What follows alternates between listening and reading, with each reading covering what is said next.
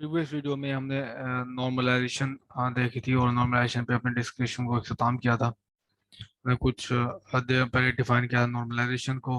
फिर देखा नॉर्मलाइजेशन अगर आप एक वेव फंक्शन की कर लेते हैं तो आपको फिर अगर वो टाइम के साथ इवॉल्व होता है तो दोबारा आपको नॉर्मलाइजेशन करनी पड़ेगी या नहीं करनी पड़ेगी। तो हमने देखा था आपको दोबारा वेव फंक्शन नॉर्मलाइज नहीं करना पड़ेगा। और उसके बाद हमने कुछ वेव फंक्शन देखे और उसको नॉर्मलाइज करके देखा और उसकी प्रोबेबिलिटी और एक्सपेक्टेशन वैल्यू कैलकुलेट करके देखी। अब हम डिस्कस कर रहे हैं हम एक क्वांटिटी को जिसे कहते हैं मोमेंटम। तो क्लासिकल मैकेनिक्स में तो मोमेंटम आपने आसानी से डिफाइन कर लिया होगा, लेकिन यहाँ पे हम देखेंगे कि मोमेंटम की डेफिनेशन क्या है। कि किसी चीज़ का आपने मोमेंटम कैलकुलेट करना हो पार्टिकल का तो आप वो कैसे कैलकुलेट करना पड़ेगा। तो स्टार्ट करते हैं एक्सपेक्टेशन वैल्यू ऑफ एक्स से। तो हमने देखा था कि expectation value of x calculate करनी है आपने। तो एक्स आप यहाँ पे रखेंगे और साथ रखेंगे प्रोबेबिलिटी डेंसिटी और इसको इंटीग्रेट कर देंगे थ्रू आउट स्पेस पे। ठीक। तो जब डिस्क्रीट थे हमारे पास वेरिएबल्स तो प्रोबेबिलिटी वाले सेक्शन में हम देख चुके हैं कि डिस्क्रीट वेरिएबल तो आपने क्वांटिटी रखनी है साथ और उसके साथ होगी प्रोबेबिलिटी। जबकि हमारे पास जब अगर कंटिन्यूस वेरिएबल जो कि ये है क्वांटिटी और साथ रखनी है आपने प्रोबेबिलिटी डेंसिटी और इंटीग्रेट कर देना है थ्रू आउट स्पेस पे। प्रोबेबिलिटी वाइल डिस्कशन में हमने यही चीज़ सीखी थी। तो अब हम इसको थोड़ा सा क्लोजली देखते हैं कि ये एक्सपेक्टेशन वैल्यू का बेसिकली मतलब क्या है।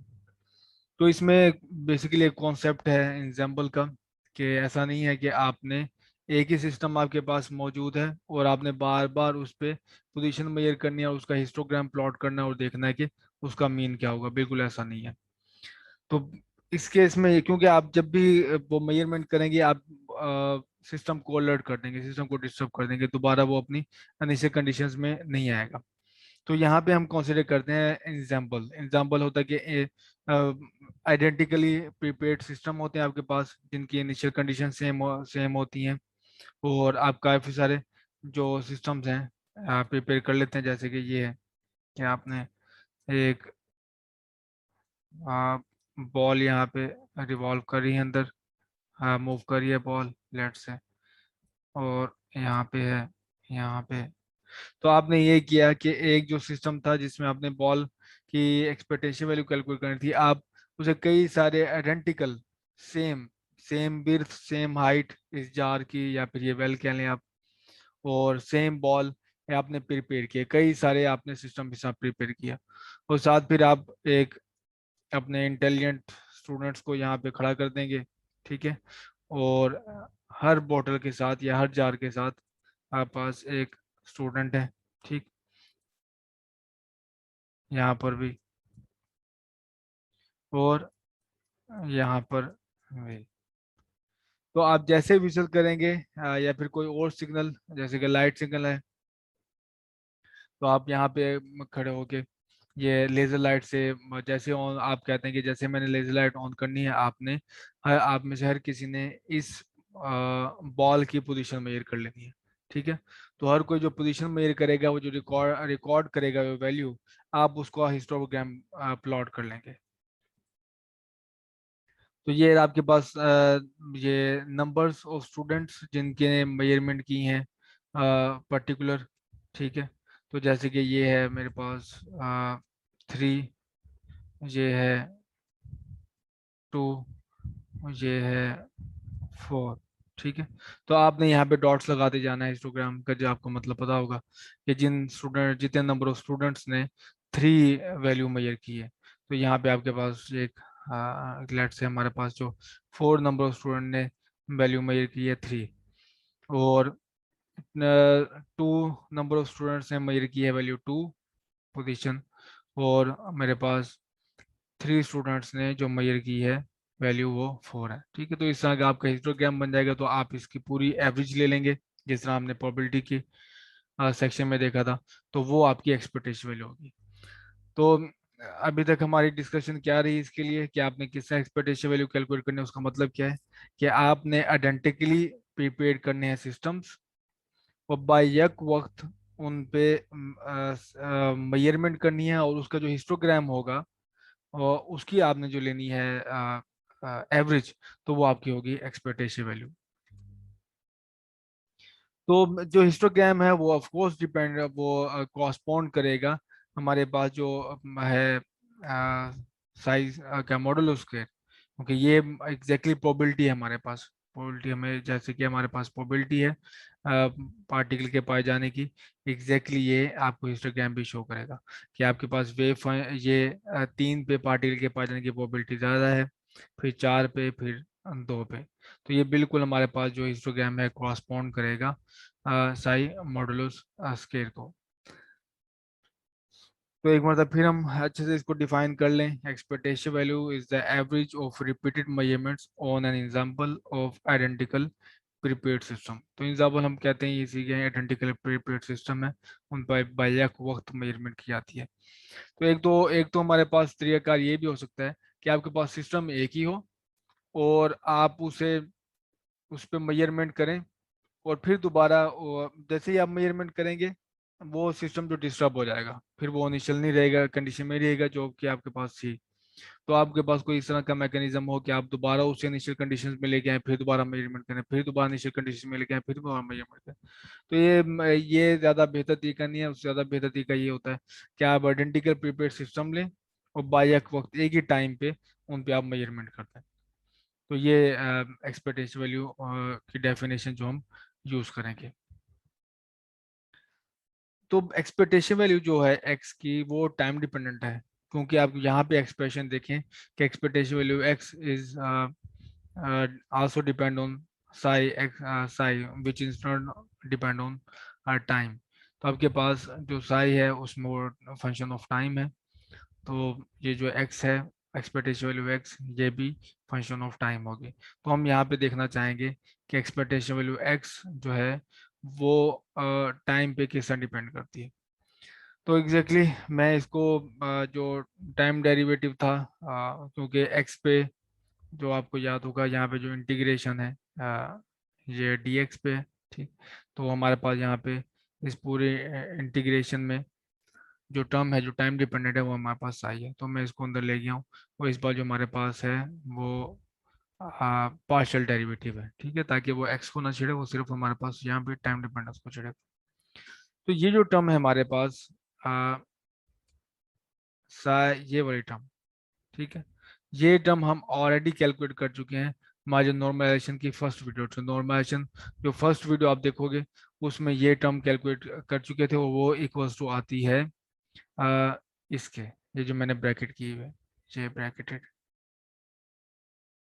ठीक। तो यहाँ पे मैं कैलकुलेशन को रिपीट नहीं करूंगा, आप दोबारा जाके उस वीडियो में देख सकते हैं इसे। देखिए इस तरह से आप partial partial T psi square equals to this है। बेसिकली हमने यहाँ पे शूटिंग इक्वेशन यूज की थी, यहाँ पे साई स्टेरिक और साई की प्रोडक्ट के लिए, फिर उसका डेरिवेटिव लिया। तो यहाँ पे जो कांस्टेंट है यो अटैच का टू 2m, उसको मैंने बाहर लिख दिया है, और बाकी ये इंटीग्रेशन मेरे पास ये है। तो ये थोड़ा सा मैथमेटिकली रिग्रेस प्रोसेस है, यहाँ पे हम इंटीग्रेशन बाय पार्ट्स करेंगे 2 मरतबा, तो फिर हम डिजायर्ड रिजल्ट पे पहुंचेंगे। तो इंटीग्रेशन बाय पार्ट्स को अगर मैं आपको याद करवा दूँ तो कुछ इस तरह से होती है कि हम इसको ब्रेक कर लेते हैं 2 हिस्सों में। जो पोलिनोमियल होता है उसे हम उसके यू कहते हैं, जो बाकी हमारे पास फैक्टर है वो डी वी बन जाएगा। तो वो इसकी इंटीग्रेशन इक्वल्स टू होती है U V minus integration V D जो। तो यहाँ पे मैं आइडेंटिफाई करता हूँ कि मेरे पास कौन सा यू है कौन सा डी वी है। तो पहले पहले आपने ये आइडेंटिफाई करना होता है। तो एक्स मेरे पास सिर्फ है यू, और डी वी मेरे पास बाकी जो रिमेनिंग टर्म है, ठीक है, एक्स मेरे पास है यू, और डी वी बाकी जो रिमेनिंग टर्म है पार्शियल पार्शियल एक्स, ये ब्रैकेट में टर्म है, और डी एक्स ये मैंने यहाँ पे लिख दिया है। इसकी आप इंटीग्रेशन करेंगे, तो इंटीग्रेशन करने के बाद आपके पास इनके पार्शियल और पार्शियल एक्स है। आई इंटीग्रेशन आपको पता है कि वो एंटी डेरिवेटिव होता है, वो इन डेरिवेटिव को कैंसिल कर देगा, ठीक है। पार्शियल और पार्शियल या पार्शियल एक्स और डी एक्स इसको कैंसिल आउट कर दें, तो ये डेरिवेटिव डिफरेंशियल जो होगा इस टर्म का, और इसको इंटीग्रेशन कैंसिल आउट कर देगा। तो इंटीग्रेशन आपके पास बच जाएगी v इज इक्वल टू ये वाली टर्म जो ब्रैकेट के अंदर है, ठीक है। तो ये मेरे पास v भी आ गया। अब मैं इस फार्मूला में वैल्यूज को पुट कर दूंगा। u भी आप देखेंगे ये आसान है, वो D U is equal to D X है।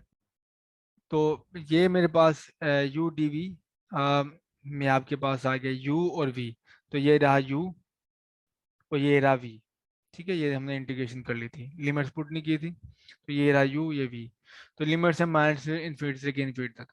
और रिमेनिंग जो मेरे पास है वो है integration over V D U. तो ये रहा वी, ये रहा वी, ये ब्रैकेट में, और ये रहा मेरे पास D U is equal to D X.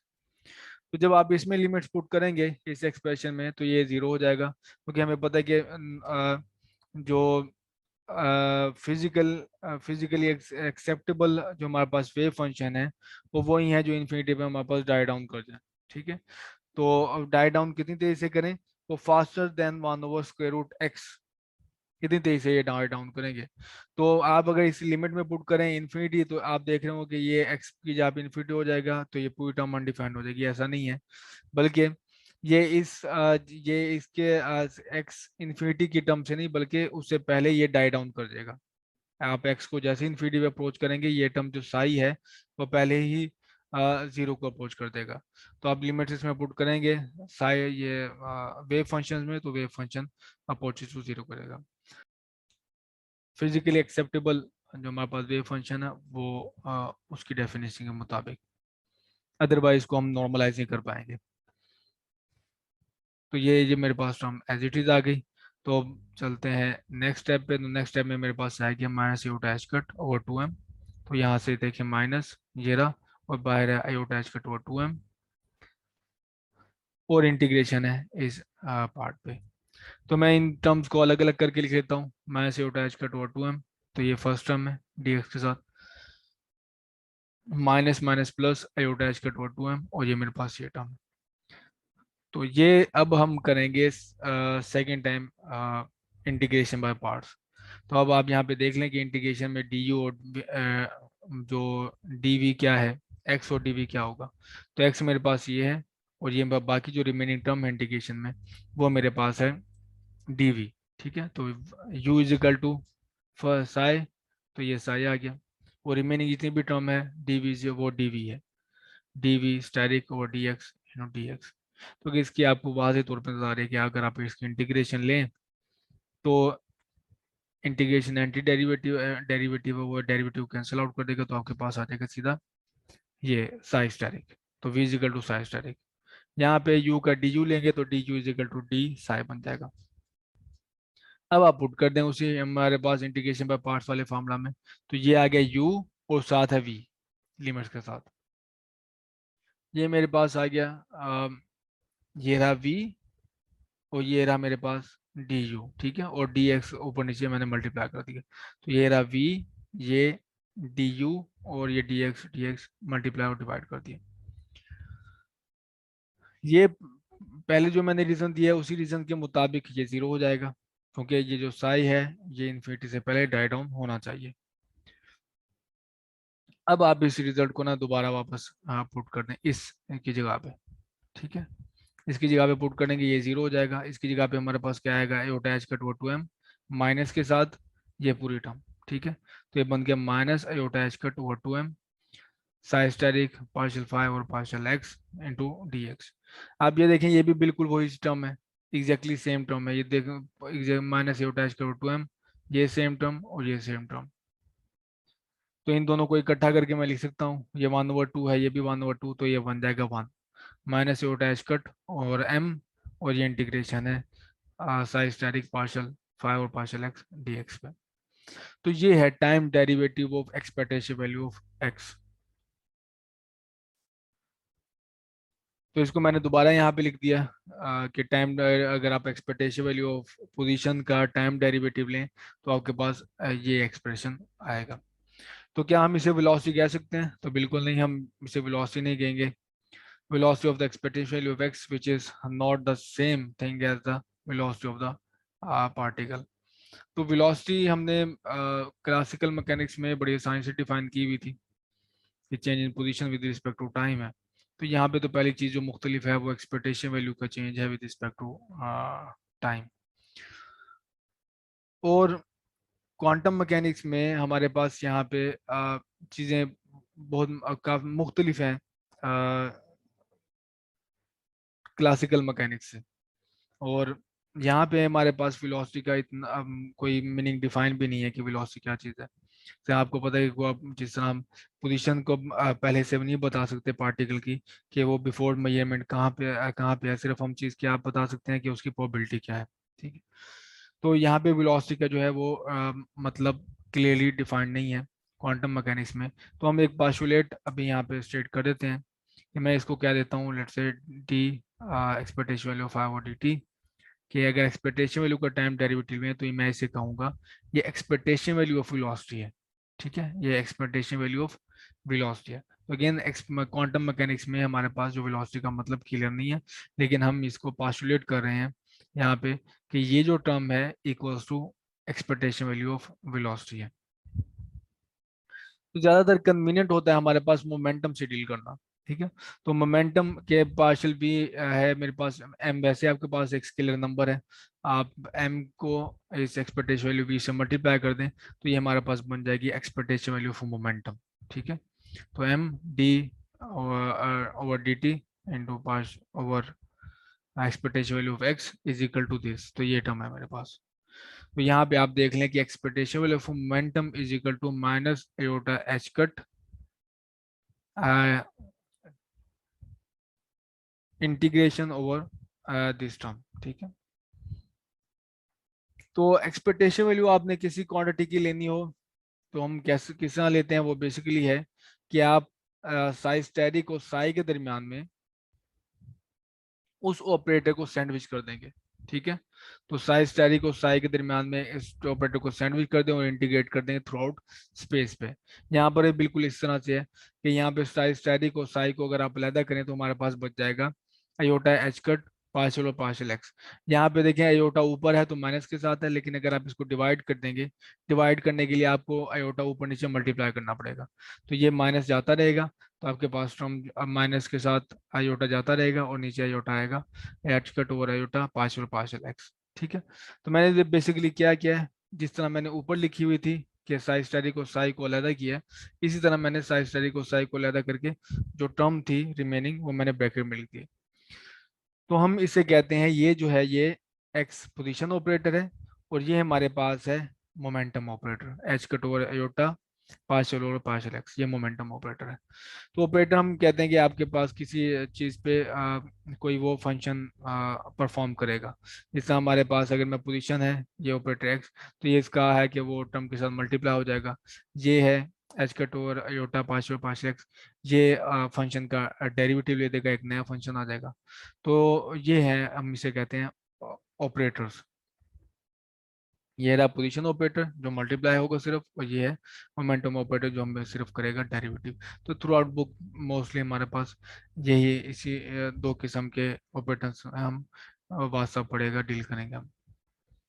तो expectation value sandwich the operator in psi asterisk and psi and integrate. ठीक है, तो किसी की भी एक्सपेक्टेशन वैल्यू लेनी है आपने, आप इन दोनों के दरम्यान में सैंडविच करें और थ्रू स्पेस आप इसको इंटीग्रेट करते हैं। तो जबकि हमने सिर्फ दो चीज़ों की एक्सपेक्टेशन वैल्यू देखी है, एक है पोजीशन और दूसरा है मोमेंटम, तो बाकी जो डायनामिकल क्वांटिटीज हैं उनके बारे में क्या है। तो जनरल हमारे पास ये है कि क्लासिकली आप कोई भी जो डायनामिकल वेरिएबल है वो इन टर्म्स ऑफ पोजीशन और मोमेंटम लिख सकते हैं क्लासिकली। ठीक है, क्वांटम मैकेनिकली भी काफ़ी दूर तक आपको ये चीज़ ले जाएगी कि काफ़ी चीज़ें आप मोमेंटम और पोजीशन की टर्म में लिख सकोगे, लेकिन कई जगहों पे हमारे पास ऐसा नहीं होगा, जैसे कि जब हम स्पिन डिफाइन करेंगे तो फिर हम इस इंट्यूएशन से लेकर नहीं चलेंगे क्योंकि वहाँ पे क्वांटम मैकेनिक्स में स्पिन अलग चीज़ है।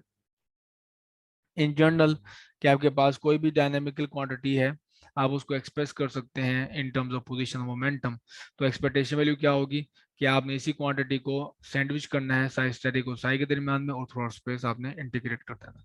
फॉर एग्जांपल काइनेटिक एनर्जी हमारे पास, तो काइनेटिक एनर्जी होती है टी इजिकल टू 1/2 mv²।